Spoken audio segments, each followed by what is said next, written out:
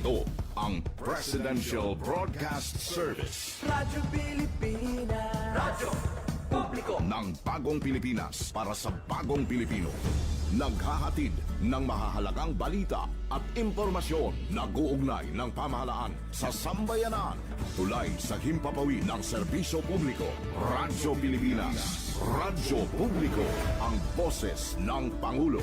Sa Iloilo, Radyo Pilipinas, 585 AM. Philippine Standard Time, alas 8:01 sa aga. Nagapanguna nga balita sa syudad, sa mga banwa, sa probinsya sa Iloilo, kag kaingon nga mga probinsya. Mga pananawon sa likod sang mga balita. Inyo mabatian sa Radyo Pilipinas Iloilo News. Mga balita nga magasugata sa inyong nga aga. Ginbantayan, ginsunod, gintipon sang Radyo Pilipinas Iloilo News Team. Gikan sa hulot balitaan. Diretso sa inyong palamatian. Yarian! Radyo Pilipinas Iloilo News.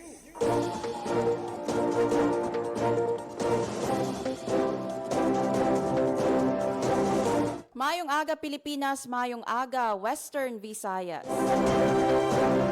Adlaw sang Sabado, Pebrero 21, 2026.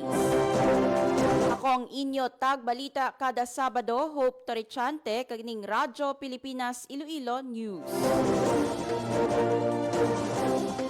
Kagkaron sa mga headlines.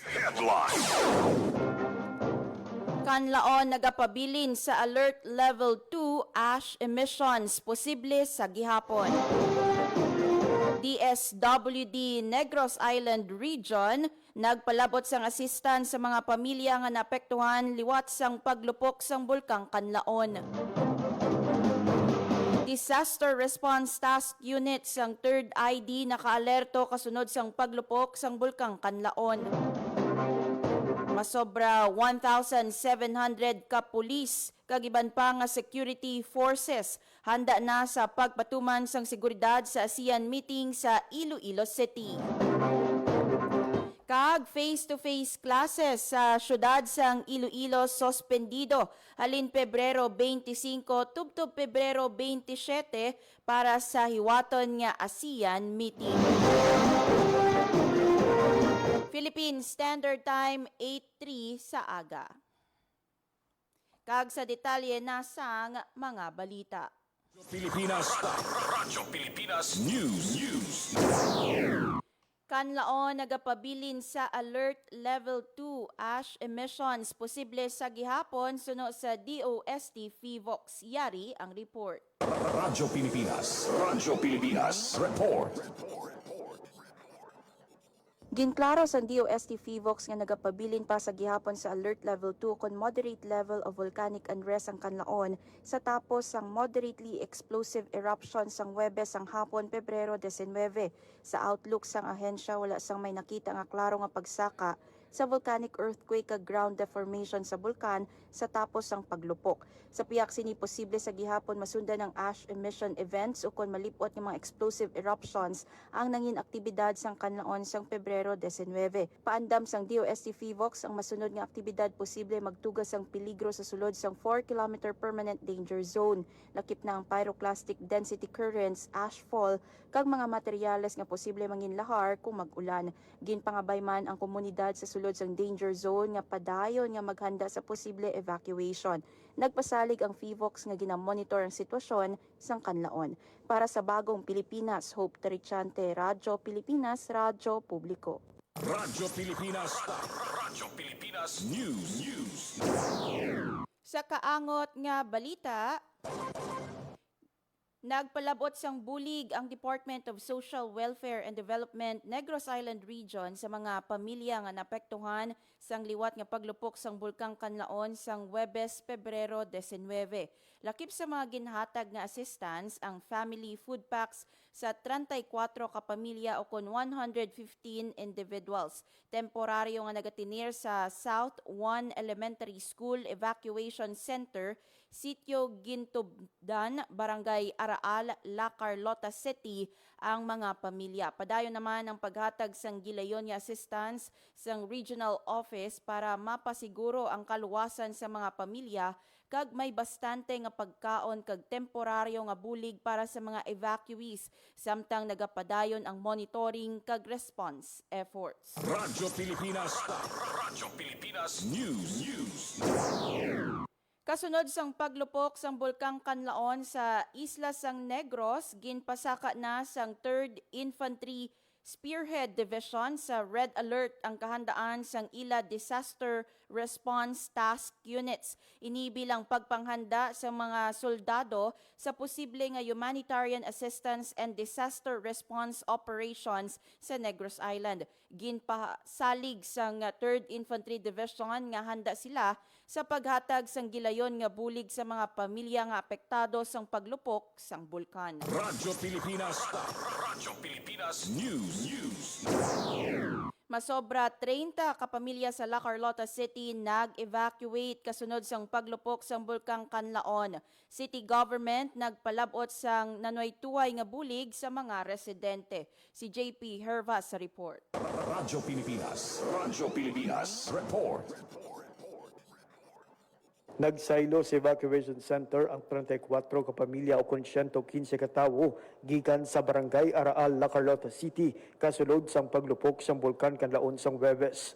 Ang Araal isa sa 5 ka barangay sa syudad nga naka-eksperyensya sang ashfall kag pagpanimaw sang asupre bangod sa moderately explosive eruption. Kasunod sini, nagpalabot sa namaytuhay nga bulig ang La Carlota City Government sa mga apektado nga residente. Lakip na diri ang pagkaon, tubig ilimnon, face mask, hygiene kits kag sleeping kits. Sa subong, padayon ang pag-aksyon sa La Carlota City Government para masiguro ang safety sa mga residente. Suspendido naman ang klase sa tanan nga bulutuan sa La Carlota City. Para sa Bagong Pilipinas, JP Harvas, Radyo Pilipinas, Radyo Publiko. Radyo Pilipinas. Radyo Pilipinas News. Nakahanda na ang 1,707 kapulis kag iban pa nga security forces sa pagpatuman sang seguridad sa 49th Meeting on High-Level Task Force on ASEAN Economic Integration nga hiwaton sa Iloilo City.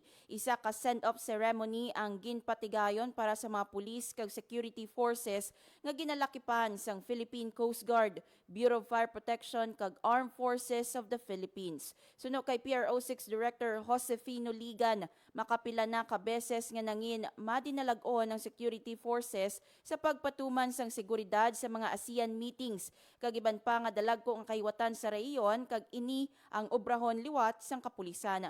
Mangin prioridad sang kapulisan ang pag-secure sa mga delegates, venue sang meetings kag tourist destinations nga padulungan sang mga bisita.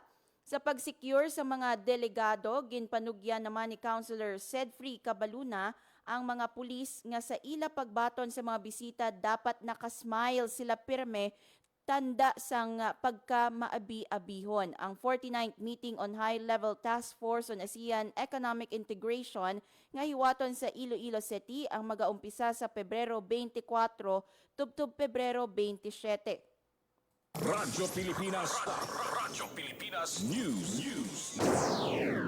Kag sa kaangot nga balita, magapatuman sang suspensyon sang face-to-face classes sa tanan nga level sa syudad sang Iloilo halin Pebrero 25 tubtob Pebrero 27. Ini matapos ginaprubahan ni Iloilo City Mayor Raisa Treñas ang rekomendasyon sang kapulisan nga ipaiway ang face-to-face classes sa syudad agud maghatag sang ligwa sa iwatan nga ASEAN meeting sa syudad. Suno sa alkalde, isa ini ka proactive nga tikang agud nga mapaganhagan ang mabugat nga trapiko kag masiguro ang kaluwasan kag seguridad sa mga delegado, pumuluyo kag estudyante sa tion sang mataas nga international nga pagtililipon. Sa 3 ka adlaw nga suspensyon, ginpangabay ang mga eskwelahan nga magbalhin anay sa online o kun iban pa nga alternatibo nga pamaagi sang pagpanudlo agod nga mapadayon ang pagtuon sa mga estudyante nga wala sang pagkaantala. Nagpangabay ang alkalde sang paghangop kag operasyon halin sa mga ginikanan, school administrators kag bug-os nga academic community agud masiguro ang malinong, organisado kag madinalag-on nga pag-host sang syudad sang Iloilo sa amo nga importante nga aktibidad para sa syudad kag sa pungsod Pilipinas. Radyo Pilipinas. Radyo Pilipinas News. Sa piyak nga bahin, mas ginpasangkad pa ang kampanya batok sa iligal nga droga sa syudad sang Iloilo bangod sang volume sang iligal nga droga nga nagasulod sa syudad. Suno kay Iloilo City Mayor Raisa Treñas daw kaangay sang logistics ang mga nagasulod nga iligal nga droga sa syudad bangod nga nakapackage na ini. Amo ini ang rason kung nga halos kada adlaw minilyon nga balor sang iligal nga droga ang nakumpiska sang kapulisan sa mga ginpatigayon nga drug buy-bust operations. Sunod sa alkalde, ginmanduan niya si ICPO Incoming Director Police Colonel Wilbert Parilla nga pasangkaron pa ang police visibility sa syudad kag hugton ang pagbantay sa mga nagasulod nga mga iligal nga droga. Ginpahayag sang alkalde nga hindi dapat maalarma ang publiko bangod hugot man nila nga ginapasangkad ang kampanya batok sa iligal nga droga. Hugot man nga nagabantay ang kapulisan kag adlaw-adlaw nga ginapatigayon ang drug buy-bust operation. Radyo Pilipinas. Radyo Pilipinas News. Samtang sa probinsya sang Iloilo, nakakumpiskas ang kapulisan sang masobra 2 ka kilo sang shabu nga nagabalor sang 14 million pesos sa ginpatigayon nga buy-bust operation sa barangay Maya, Balasan, Iloilo. Arestado sa operasyon ang 4 ka nagaduso sang iligal nga droga. Ang madinalagon nga operasyon na tigayon matapos ang halos 4 ka bulan nga pagmonitor kag ginpabaskog pa sang impormasyon nga ginhatag sa mga pumuluyo tuhoy sa iligal nga buluhaton sang mga suspect. Gintingob nga puwersa sang Provincial Drug Enforcement Unit Team 3, Balasan Municipal Police Station kag Police Provincial Intelligence Unit sang Iloilo Provincial Police Office ang nagpatigayon sa operasyon. Magapangatubang ang mga suspects sang kaso nga paglapas sa Republic Act 9165 ukon ang Comprehensive Dangerous Drugs Act of 2002. Radyo Pilipinas. Radyo Pilipinas News. Philippine Standard Time alas 8:13 sa aga. Sa aton nga pagbalik, dugang nga impormasyon kag balita bantayan sa Radyo Pilipinas Iloilo News. Radyo Pilipinas. Radyo Publiko. Radyo Pilipinas. This is a public service announcement. Discipline is the key. Umiwas sa aksidente sa daan. Ang pagmamaneho ay may kaakibat na responsibilidad, hindi basta mapaandar lang ang sasakyan. Kilatisin ang sarili, ang kahandaan sa manibela, siguruhing inyong konsentrasyon ay hindi magagambala. Importante rin na ating laging isipin, init ng ulo ay huwag pairalin, bagkus kaligtasan ng lahat ang siyang dapat unahin. Isang mahalagang paalala mula sa Presidential Broadcast Service at Radyo Pilipinas, Radyo Publiko, 738. This is a public service announcement. Public service announcement from PBS Presidential Broadcast Service. Balance billing. Libre po. Ibig sabihin, ang serbisyo sa basic accommodation sa ating mga DOH na ospital, wala nang babayaran ang pasyente. Po, ang dami pong challenge, hindi po namin alam kung saan namin kukunin, ganon, nag-iisip kung paano namin mababayaran. Siyempre po, masaya, super saya po dahil na zero billing po kami. Opo, malaking ano po talaga, malaking tulong po. Mabilis lang din po. Bayad na ang bill ninyo. Uulitin ko, wala nang kailangan bayaran ng pasyente basta sa DOH Hospital dahil bayad na po ang bill ninyo. Naiyak ako kasi sobrang saya. Maraming salamat po, Mr. President Bongbong Marcos Jr. Hindi kami nagkamali ng taong ihinalal. Time to celebrate kulturang Pinoy, tradisyon, musika, sining, literatura at iba pa. Anything and everything fun and Filipino. Ito ang Pinoy Kultura. How could you ever forget the magical feeling that courtship or panliligaw brings in your younger years? High school life, for my high school life, every memory kay ganda. Nandyan yung itutulak ka ng tropa whenever your crush passes by. Ang saya ng high school, senior years in my school, di na mapapantayan. Then you start sending her love letters and flowers at paminsay maglalakas loob ka to ask if you could walk her home. I've fallen for you. And it doesn't end there. May sayawan o disco pag birthday ng barkada and you get to see her there too. Till I met you. Kikiligin ka pag sulyap ni crush. Yayain mong sumayaw pag tugtog ng pinakahihintay na love song. And that evening seems so perfect na parang kayo lang ang tao sa dance floor. I love you more each day. Oh, the beauty of courtship in Pinas. Yan ang Pinoy kultura because our culture is cool. Philippine Standard Time, alas 8:16 sa aga. Radyo Pilipinas. Radyo Publiko. Radyo Pilipinas. Kag sa dugang nga mga balita, Radyo Pilipinas. Radyo Pilipinas News. COMELEC Chairman George Garcia ginpangunahan ang inaugurasyon sang bag-o nga COMELEC Integrated Field Office 6 sa Iloilo City. Si Janelle Baclay sa report. Radyo Pilipinas. Radyo Pilipinas Report. Ginpangunahan ni COMELEC Chairman George Erwin Garcia ang inaugurasyon sa bagong COMELEC Integrated Field Office 6 sa Barangay Taal Molo, Iloilo City. Kaupo ni Chairman Garcia sa giniwat nga ribbon cutting kag unveiling ceremony. Sa Iloilo City, Mayor Royce Treñas kag mga COMELEC commissioners nga katapos ang COMELEC N-Bank. Ginakabig ni COMELEC Chairman Garcia nga hindi lang ordinaryo nga programang inaugurasyon kundi adlaw man sang pagpasalamat pangod may kaugalingon na nga puluyan ang COMELEC sa rehiyon. Dugang pasinid ako nga bulig ang suporta sang lokal nga panguluhan na gud mapahamtang sa estable nga lugar ang COMELEC offices. Sa bilog nga pungusod kagang Iloilo City Government ang isa sa nangin modelo sa madinalagon nga pagbuligay. Ginpasalamatan man ni COMELEC Chairman ang Iloilo City Government sa paggatag sang lugar nga mapatindugan sang opisina nga suno sa iya, simbolo man sang pagsuporta sa papel sang komisyon agud mapasiguro ang matalunsay nga mga aktibidad sang COMELEC.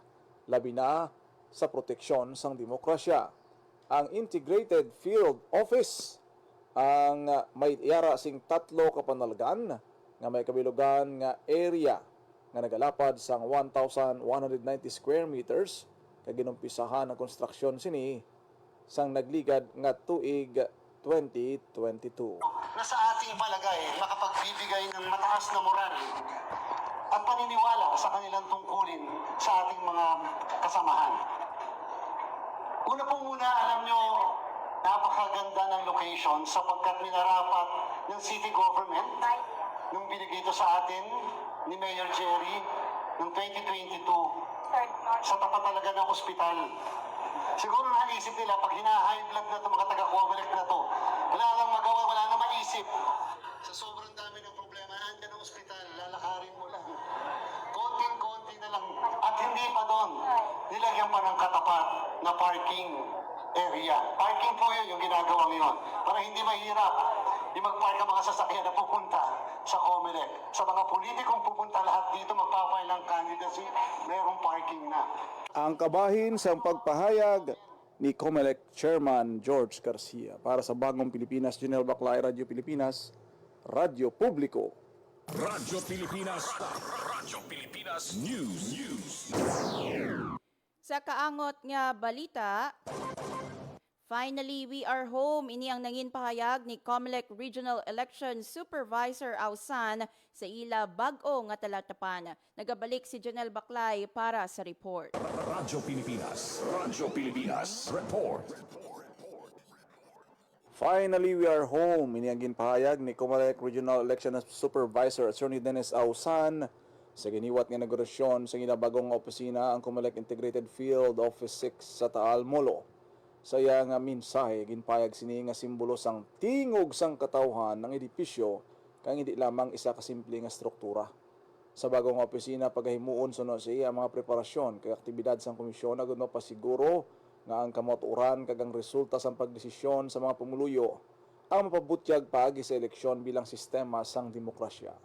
Hindi malipod sang paglaptas ang ila opisina sang una gikan sa nagkalain-lain nga mga lokasyon sa karon mas mangin masulhay kag ginapanan-aw nga may maligwa na nga talatapan ang mga personal sang COMELEC agud mapatigayon kapapadayon sang tayuyon ng ila trabaho.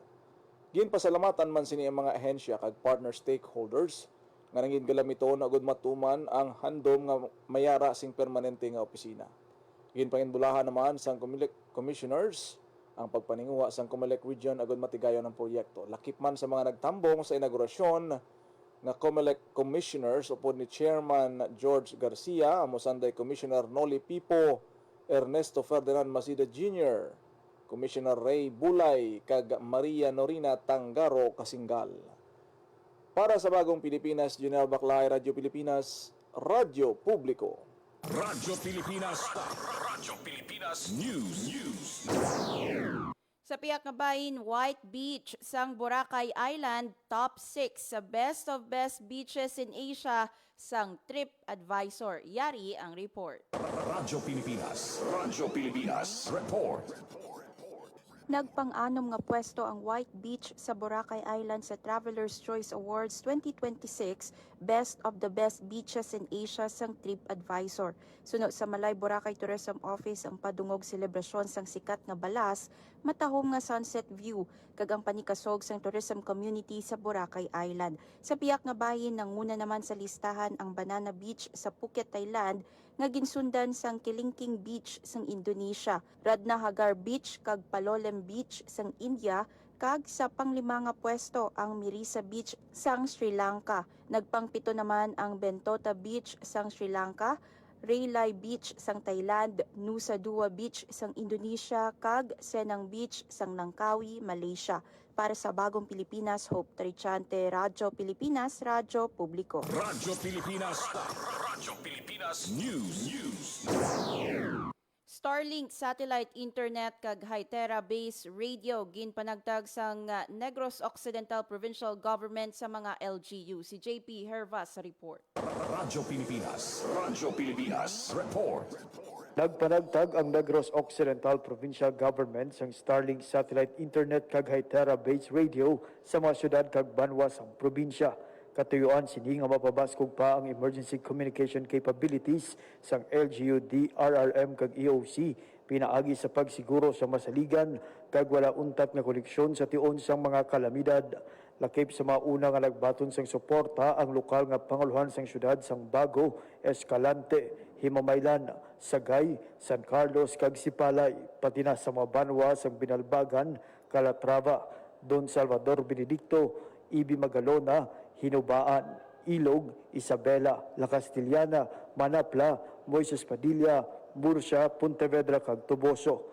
Ang ibang nga LGU paghahatagan man sa kasubo nga suporta kung makasumite sa mga kinahanglanon nga dokumento. Para sa Bagong Pilipinas, JP Hervas, Radyo Pilipinas, Radyo Publiko. Radyo Pilipinas. Radyo Pilipinas News. Mga ginapabugal nga produkto sang 15 kang MSME sa Reyon 6 mahimo mabakal sa DTI Bagong Pilipinas National Trade Fair 2026. Si JP Hervas sa report. Radyo Pilipinas. Radyo Pilipinas Report. Ginaagda sang Department of Trade and Industry Western Visayas ug DTI-WV ang tanan nga pumuluyo sang rehiyon nga ara subong sa Metro Manila nga suportahan ang 15 ka micro, small and medium enterprises o kon MSMEs nga nagaupod sa DTI Bagong Pilipinas National Trade Fair 2026. Sunod kay DTI-WV OIC Regional Director Mutiayo Soros, ang aktibidad isa ka premier marketing event sa ahensya nga nagatipon sa mga lokal nga mga negosyante sa pungsod sa tuyo nga pasangkad pagid ang ilang merkado. Para sa sining aktibidad, ang DTI-WV nagpadala sa 8 ka MSME gikan sa Aklan, isa halin sa Antique, 2 sa Iloilo kag 4 sa Negros Occidental. Bit-bit sang 15 ka MSME ang mga dekalidad nga produkto nga bugal sa rehiyon, kaangay sang intricate pinya weaving sa Aklan, hablon sang Iloilo, manamit nga pagkaon sang Negros kag patadyong sang Antique. Ang trade fair ang ginbuksan sa SM Mega Mall sa Metro Manila kag magapabilin nga bukas tubtob Pebrero 22. Ginpalugyan ni Yusores ang publiko nga magpadulong sa trade fair kag magbakal sa mga produkto lokal. Para sa Bagong Pilipinas, JP Harvas, Radyo Pilipinas, Radyo Publiko. Radyo Pilipinas. Radyo Pilipinas News. Sa piyak nga bahin, nangin sentro sa diskusyon sa ginhiwat nga Marshall McLuhan Series on Responsible Media nga ginhiwat sa West Visayas State University ang pagpabaskog sang kolaborasyon sang media sa komunidad. Ini ang gintambungan sa mga estudyante halin sa WVSU, University of the Philippines Visayas kag University of Antique. Ginapit sa kayuwatan si Pia Ranada, head sang community sang Rappler kag fellow sang Marshall McLuhan, samtang panel of reactors naman sanday Marvin Malificar, news anchor sa Iloilo City, Assistant Professor Charlotan Mabilog sang University of the Philippines Visayas kag Ariana Wong, Senior BA Broadcasting student sang Buluthuan. Ginpresenta ni Ranada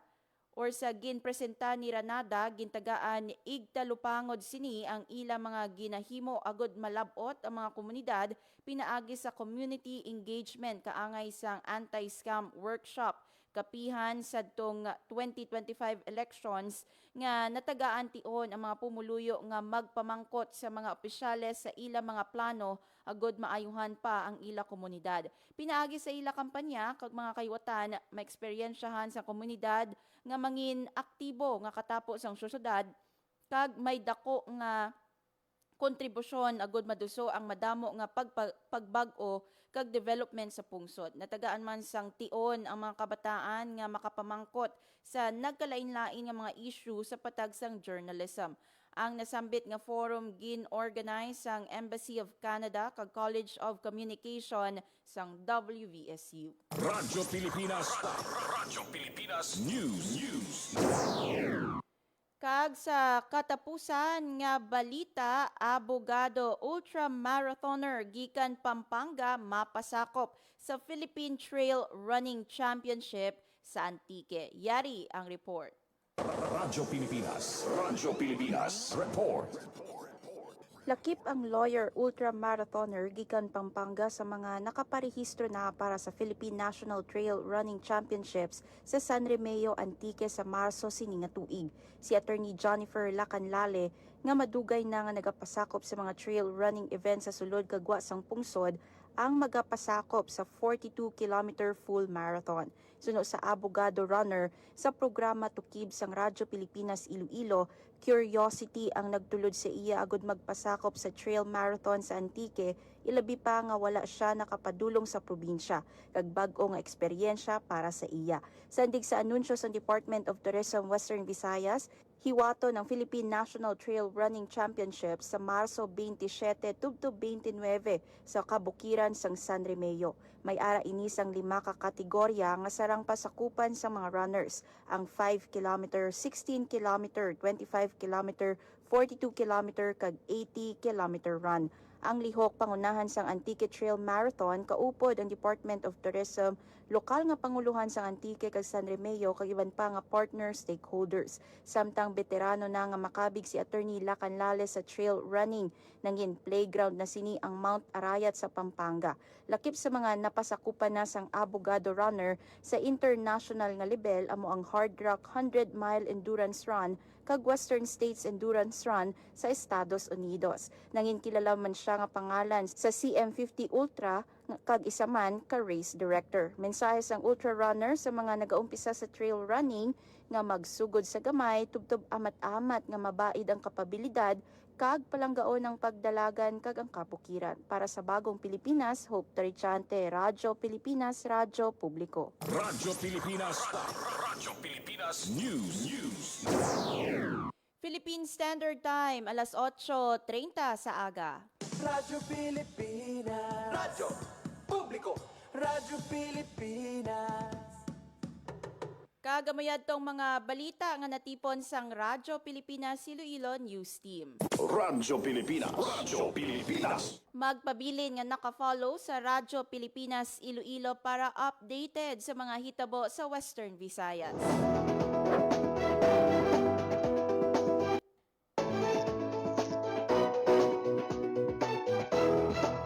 Kaupod si Alan Defante,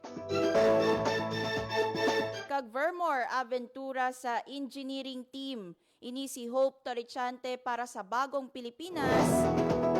Kag ini ang Radyo Pilipinas Iloilo News. Radyo Pilipinas. Radyo Publiko. Radyo Pilipinas. Ang inyong tulay sa himpapawid ng serbisyo publiko. Ang Presidential Broadcast Service, Radyo Pilipinas, Radyo Publiko. Radyo Pilipinas. Radyo Publiko. Kinilala ng pang-international at prestigyosong Asia Pacific Broadcasting Plus Awards 2025 para sa kategorya ng Government Streaming. Ito ay dahil sa epektibo nitong pagsasanib ng mga tradisyonal na media tulad ng telebisyon, radyo at print para masabayan ang mabilis na pag-inog ng mundo ng digital at social media tungo sa mas epektibong paghahatid ng mahahalaga at napapanahong mga impormasyon sa mamamayang Pilipino. Kinilala rin ang Radyo Pilipinas dahil sa patuloy na pag-akyat ng rating. Ngayon ay matatag sa pang-4 na pwesto sa Mega Manila ayon sa pinakahuling Nielsen Radio Audience Measurement Survey. At sa social media, nakamit ang mahigit 2,000% pagtaas ng bilang ng mga sumusubaybay sa Radyo Pilipinas page sa unang bahagi ng 2025. Patunay ito na ang inyong Radyo Pilipinas Radyo Publiko ay tunay na kaagapay ng inyong pamahalaan sa paghahatid ng serbisyo sa mga mamamayang Pilipino. Mula sa aming lahat, sa ngalan ng inyong pamunuan at mga kawani ng Presidential Broadcast Service, kasama ang inyong mga himpilan ng Radyo Pilipinas sa buong kapuluan. Maraming salamat po sa inyong lahat, sa inyong pagtangkilik at pagkilala. Radyo Pilipinas. Radyo Publiko. Bantayi ang mga programa sa Radyo Pilipinas Iloilo. Lunes tugtog Domingo. Radyo Pilipinas News. Upod kay Janelle Baclay. Iloilo Morning. Upod kay Emmy Rose Santiagudo kag Janelle Baclay. Balita, issue kag iban pa. Upod kay JP Hervas. Radio Journal. Upod kay Bing Pabiona. Balita Sosyal. Upod kay Marian Grace Erenieta. Babae Ka. Upod kay Marian Grace Erenieta. Tukib. Upod kay Mary Hope Torrichante. Bantay Banwa. Upod kay Paul Tarosa. Headliners Was. Upod kay Paul Tarosa. Youth Connect. Upod kay JP Hervas. Ang Rehiyon Karon. Upod kay Mary Hope Torrichante kag Marian Grace Erenieta. Sports Zone. Upod kay Paul Tarosa. Radyo Pilipinas. Radyo Publiko. Radyo Pilipinas. Radyo Pilipinas. Radyo Publiko. Radyo Pilipinas.